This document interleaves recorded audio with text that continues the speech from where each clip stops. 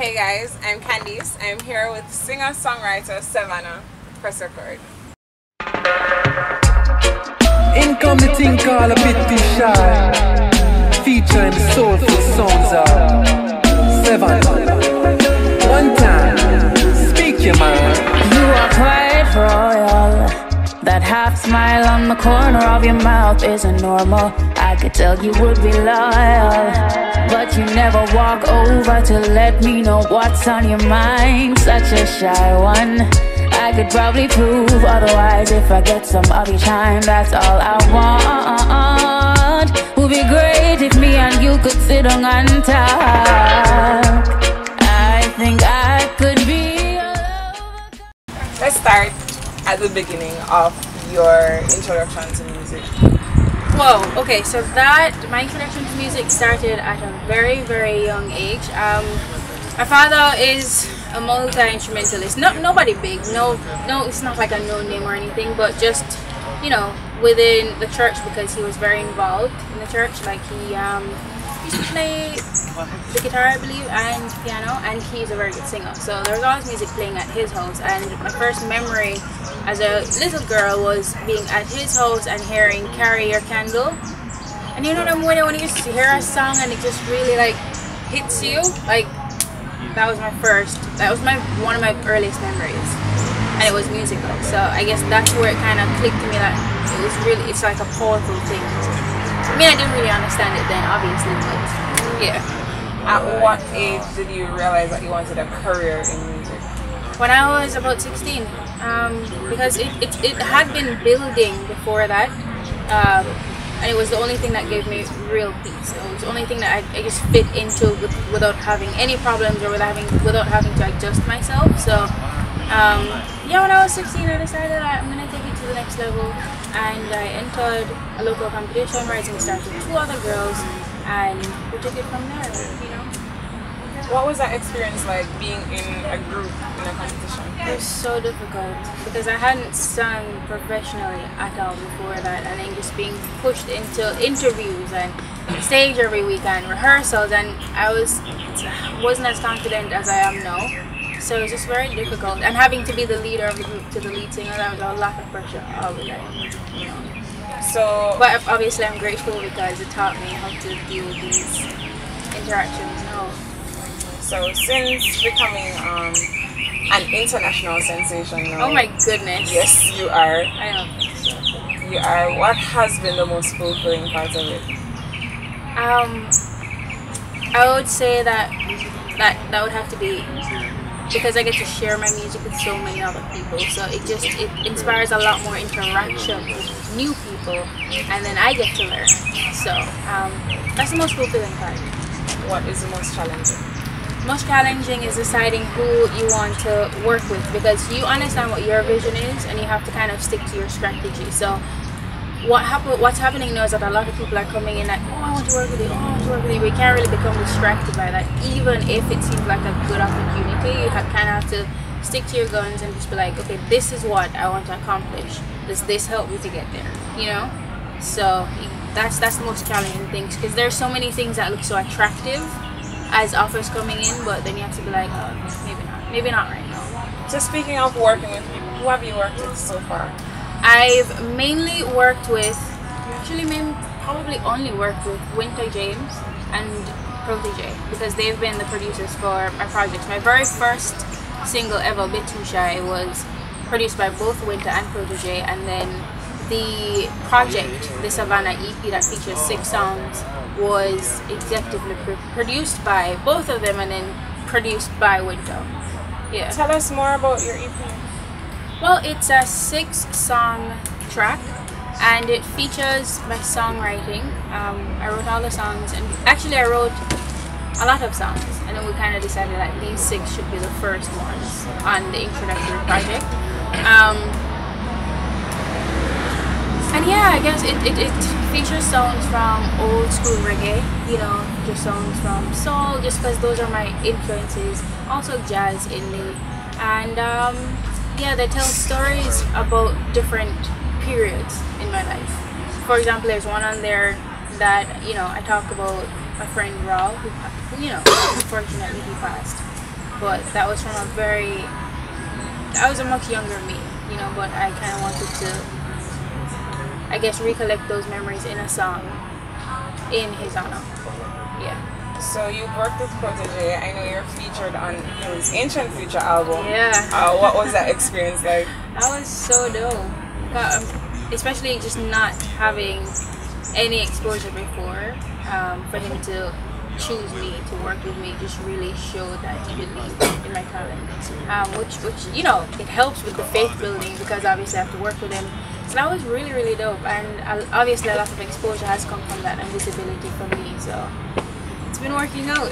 It's been working out. So most of the music that you've done before, it's reggae, and you stick to the genre and the musical style of reggae. Is that what your music is about, or are you open to doing other genres and expressing yourself in other types of music? I feel like music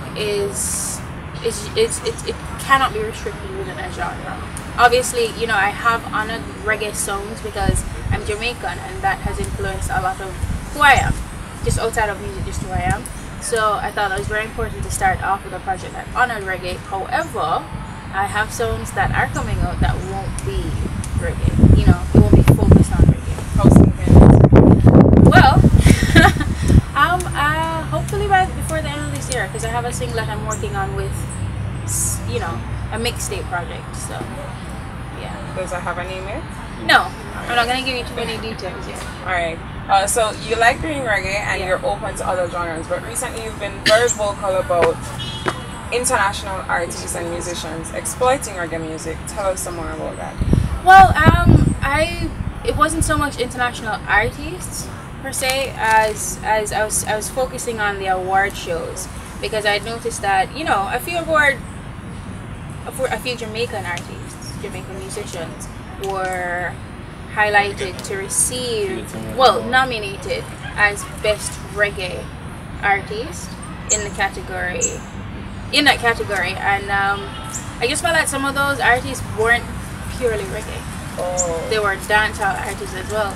So it kind of led me to thinking about how international awards how they label and categorize our music. And personally I think it's lazy, because I mean, they come here all the time and they've seen what the dancehall circuit looks like, they've seen what reggae circuit looks like, so for them to not be able to differentiate or not want to, it's a little bit insulting. You know, you draw so much inspiration from our music and you take it and you infuse it into your culture, but then you don't want to properly categorize. I think that's very important, and I think that we should tell them that. You know? So you don't think it's fair for them to just label anybody who's from Jamaica as reggae? It must be reggae. Absolutely not. I completely agree. Yeah. So you tell me who you worked with so far, and now tell me who would you like to work with. I'd like to work with Steve McGregor. He's one of the top persons that I would think of to work with right now. Is there anyone else? Yeah, there's a couple other people, but I mean, every other name I think would be a little bit too ambitious to mention. But Timbaland, obviously. There's this producer who's not super well known, but I love his work. His name is Atelier. He's a Swedish producer, and crap, I forgot the other name of the person. Starts with a K. I'm not good with names, but there are a couple people. Alright, what do you draw inspiration from? You said you like to write about your everyday life, but is there any particular musician or any albums that you take your inspiration from? Oh yeah, for sure. Amy Winehouse is a big influence within my art, because she was just so honest with her writing, and just like, you can't fake that, you know what I mean? And I really appreciate people who are not afraid of being vulnerable when they're writing and actually singing it and then going to perform it. It's mind-blowing to me. So I draw a lot of inspiration from her. Anita Baker, because she's just insane as a vocalist. Gregory Isaacs. I really like Peter Tosh for this, just because he's rebellious. Frank Ocean, more recently. I really like Chance the Rapper. Common, because he's woke. There's a lot of people. Linkin Park, Green Day, Panic at the Disco. A whole heap of people, basically. A whole heap of artists, yeah. What is a regular day like for Sevana right now? I wake up, I have fruits for breakfast with some cereal, and I don't know, I might go to Netflix and watch something, end up writing at some point during the day, end up organizing a little bit with my team. If I have a performance, I'll get ready for that later in the day, but I really like to take things slowly, and I'm working on the theme now for my upcoming album, so my day is filled with a lot of figuring out exactly what I want it to sound like and what I want to talk about, because it has to be obviously a step up from the introductory EP. So you're now in your mid-20s, and you said that you knew you wanted to be a singer as early as age 16. Yeah, well, for sure, yeah. Yeah, what was the transition like from a 16-year-old girl into this musician? What have you done before you entered music? I was in school. I was in school before, but music had always been a part of my life. And it's always been a part of me. So I feel like once I acknowledged that that was who I was, it was not an issue for me to embrace that, you know, I'm an artist. And how did your family react to this? My mother, I don't think she cares a lot. She's supportive. She's supportive, but she was never the one to say, "Oh, don't do music because for any reason." I just told her I wanted to do music, and I guess I was very convincing, and she's just like, "Alright, cool." And if you weren't doing music now, what career path were you on before? I was studying the sciences. Yeah, so I wanted to probably go into psychology. And I'm still very interested in psychology, but now I just read online articles and buy books about it. Apart from that, I think I would just be like an ice cream server at Domino's or something. I don't know why I like that. I like the idea of giving people ice cream. I don't know. Okay, listen, let me explain it. It's just because, like, people are usually happier, you know, around ice cream. So I kind of want to be a part of it. It's kind of lame, but yeah. Where do you see your career in the next, say, by the end of 2016? What do you hope to accomplish? I definitely want to have a handle on exactly what my album will look like. So yeah, that's the goal for that. And I'd like to also, you know, put out a few visuals, and I'm working on that as well. And in 5 years? 3 albums deep, you know. I would have wanted to at least go to like because you have these naked retreats that they have in certain parts of the world. It really, like, it improves your self-awareness.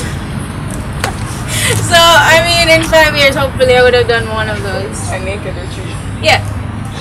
Interesting. And how do you want people to think of you when they think of Sevana? How do you want them to think of you? I don't know, I guess more what I want. I'm not really trying to be any specific thing. I'm just trying to be honest with myself and my experiences. So I guess however they perceive me is. How do you want your music to impact people? Well, I don't know. I think I'd really want them to listen to the words and kind of see where it fits with themselves. And I think that we do that subconsciously anyway, so it will happen. But it'd be really dope if, that was what they did when they listened to my music, and they really just allowed themselves to be vulnerable and inspired by it. That's what I like. Thank you for joining us. This was super fun. You're welcome. And you can find my EP on Amazon, iTunes, Spotify, everywhere online. And she just joined Snapchat today. We are on her first snap. Yes, follow me on Snapchat, Sevana Sarin. My Instagram is Sevana Sarin, YouTube Sevana Sarin, Facebook Sevana Sarin, everywhere Sevana Sarin. Everywhere. Yeah. That's it, guys. And I thought that you would notice